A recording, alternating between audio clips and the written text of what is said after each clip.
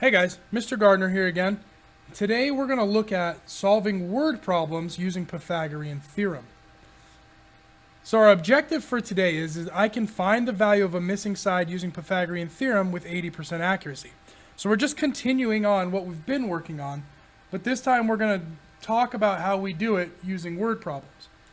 So again, just a refresher, we want to remember that Pythagorean Theorem tells us a squared plus b squared is going to be equal to h squared. And if we're looking at a right triangle, then we're going to have a here, b here, and this one's going to be our h.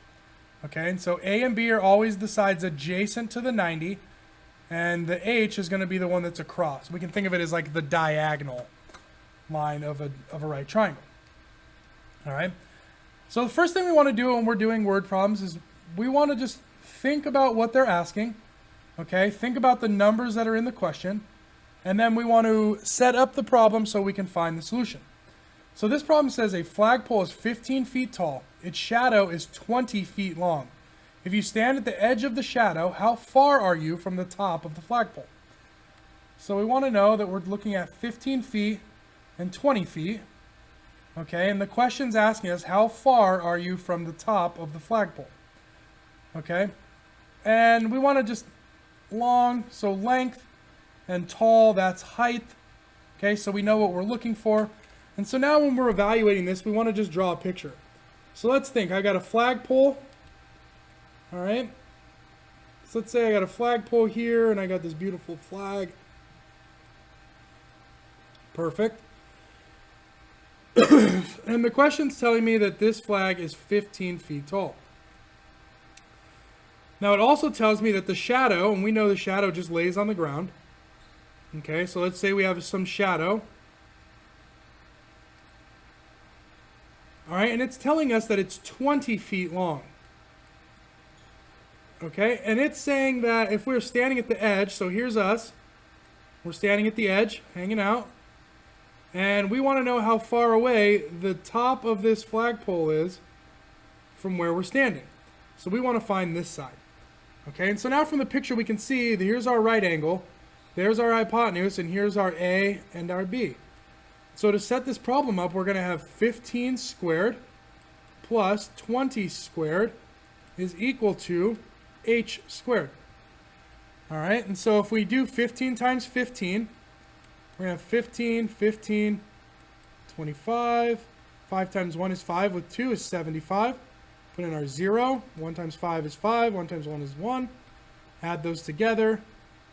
We get 225. So that's 225 plus 20 squared is easy. 2 times 2 is 4 with 2 zeros. 400 equals h squared. Okay, now we want to put these together. We get 625 is equal to h squared. And we know when we're solving one steps, we got to get this alone. So to get the square away, we take the square root of each side. So that leaves us with h equals 625, if you didn't know, is 25 squared. So that means h is 25. So to answer the question, we are 25 feet from the top of that flagpole. And we figure that out by using Pythagorean Theorem. So let's take a look at another problem. All right. This one's saying that a ladder is 25 feet long and it needs to reach a window that is 24 feet above the ground. How far away from the building should the bottom of the ladder be placed? So if we think about this, again, we're doing word problems. We want to circle our numbers. Okay, so we know what numbers we're working with. And we want to underline some of the key words here. So a ladder is 25 feet long. All right, window is 25 feet above the ground. And how far away from the building should the bottom of the ladder be placed? So if we think about how a ladder is set up, let's say this is our building. All right, we got a building here, and we've got a window up here somewhere. So we can say that that window is 24 feet up in the air. Let's just say that, because that's what the problem is telling us. So this is 24 feet, okay? And then we know with a ladder, we're going to lean it against the building. So let's just draw our ladder leaning against. And so we can see now that if the ladder is going to be the thing leaning against, that this is going to be our H side. And we're told that that's 25. Okay, and now what we don't know is how far away from the building should the bottom be? Well, here's the bottom of the ladder. Okay, and here's the building. So we don't know this side. Again, if we remember that a squared plus b squared equals h squared, then we can use this to still solve this problem. We have a, we don't know b, but we know h. So we just put our numbers in. So we have 24 squared plus b squared, which we don't know, equals 25 squared. So if we do our math, we got to solve what 24 and 24 is. So we'll just do some scratch work. 4 times 4 is 16. 4 times 2 is 8, plus 1 is 9. Bring in our 0. 2 times 4 is 8. 2 times 2 is 4. Add these together, 6. 17, carry the 1, 576. So we get 576 plus b squared equals 25 squared. If we remember back to the last problem, 25 squared is 625, I believe.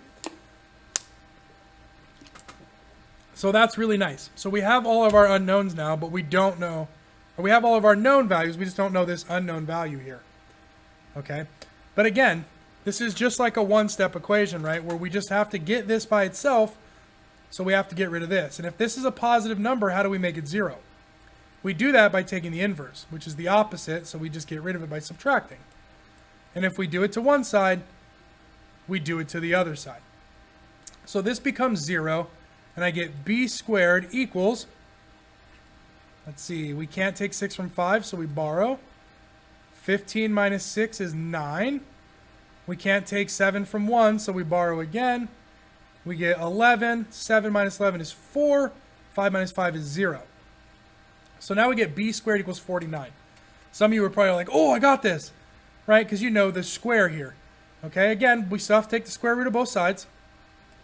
And we get b equals the square root of 49. 49 is a perfect square, so b equals 7. So we would have to set the ladder 7 feet from the edge of the building. So we can see now that we can use Pythagorean Theorem to find a, to find b, or to find h, depending on what we're given. So as long as we're given 2 of the sides, as long as we're given 2 of these sides, we can always find the third one just using our math. Okay? Again, with the word problems like this, guys, and being so new to really these problems, these drawings are going to be super important, okay? So don't be afraid to get some scratch paper out and draw a picture. It's going to be helpful when you're solving these problems that you're going to be given. All right? And it just helps you make sense of the problems in your head.